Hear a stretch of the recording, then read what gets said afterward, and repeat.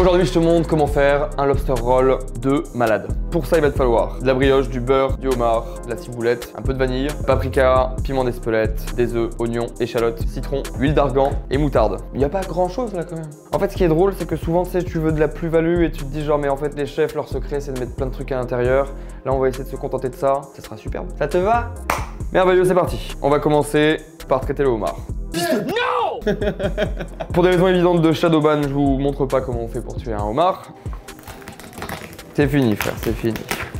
Ça va. Arrête de bouger, t'es censé être mort. Donc on enlève la queue, on enlève les pinces. Pour ceux qui disent ah mais il est encore en vie, non il est pas en vie, c'est juste les nerfs qui réagissent. La meilleure technique, c'est de glisser une lame de couteau juste à l'endroit de sa tête et d'appuyer de manière à ce que le homard puisse pas souffrir. C'est une des seules techniques qu'on connaisse qui, et d'une, fait pas souffrir l'animal, et de deux, fait en sorte que les chairs restent impeccables. Avec la tête, on va se préparer un jus de homard qui va nous aider à assaisonner la mayonnaise dans notre lobster roll. Les pinces, on va juste les blanchir de manière à récupérer la chair qui est à l'intérieur. Pour la queue, on va la rôtir. C'est un des éléments un peu spécifiques de ma recette. C'est quitte à avoir un homard, autant le respecter jusqu'au bout. Et toutes ces parties-là se cuisent évidemment différemment.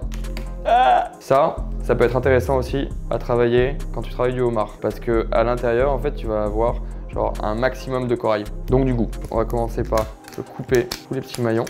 Ensuite, on le fait légèrement craquer dans nos doigts, de manière à pouvoir retirer la carcasse. Et tu te dis, ah mais tu le blanchis pas avant de retirer la carcasse? Bah justement non, l'idée là ça va être de réussir à le décortiquer proprement, accru. Une des petites techniques si vraiment vous avez le temps chez vous, c'est de le passer dans une saumure, donc eau et sel, le mettre un petit peu au congélateur, genre 1 heure, et après ça se détache tout seul. Là on n'a pas le temps, donc on le fait en direct. Faut faire gaffe parce qu'effectivement, décortiquer un homard, autant le premier ça va, ça te griffe un petit peu les doigts, autant arriver au 50e, t'as un peu les mains défoncées, donc faut y aller intelligemment. On récupère nos pinces qu'on va mettre directement dans l'eau bouillante. C'était un corbeau. On récupère notre tête de homard, on ouvre et on met à cuire. Un petit peu d'huile. On enchaîne avec notre oignon. On va slimer assez finement. Full oignon directement dans la poêle. Notre poche là, hop, directement dedans aussi. Et on va venir l'écraser avec notre homard.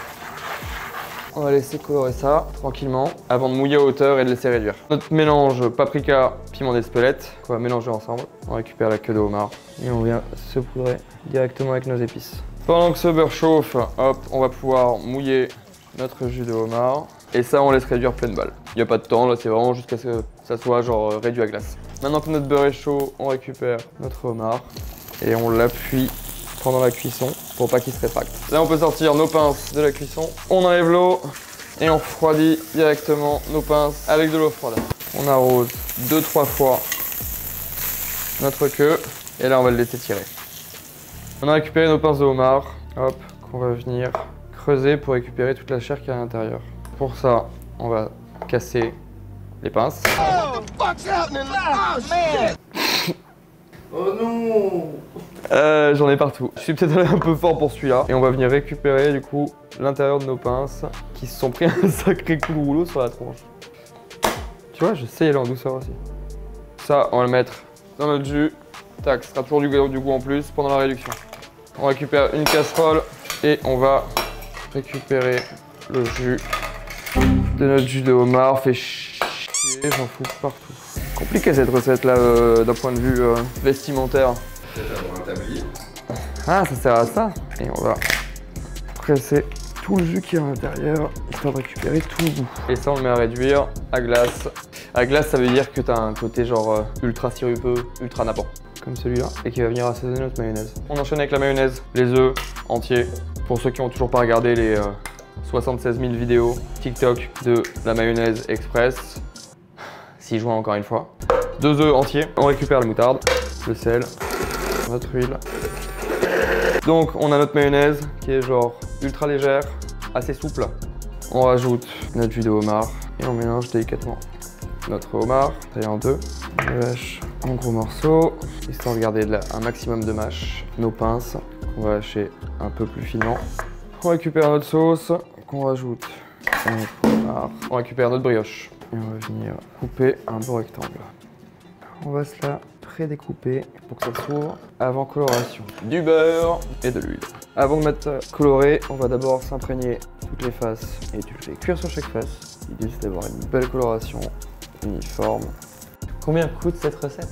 Oui, pour 27 € de homard. 3,80 de brioche. 3,60 de beurre. Les œufs, 40 centimes l'œuf. T'en faut 2, 80 centimes. Bon, oh, tu sais quoi, à moins de 50 balles, tu t'en tires quoi. Abordable. Ça coûte pas plus cher le diamégé? Eh ben si frère, ça coûte un peu plus cher. On récupère un citron. On va se rajouter un petit peu d'acidité à notre homard. On récupère notre homard. Et là, on va garnir généreusement. Il n'y a rien qui m'énerve plus qu'un lobster où t'as que du pain. On récupère notre gousse de vanille. On se le met sur notre planche. On taille notre ciboulette.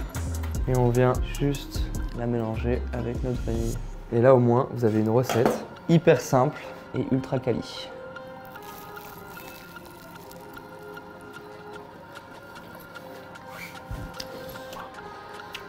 Je les veux tous comme ça, partout.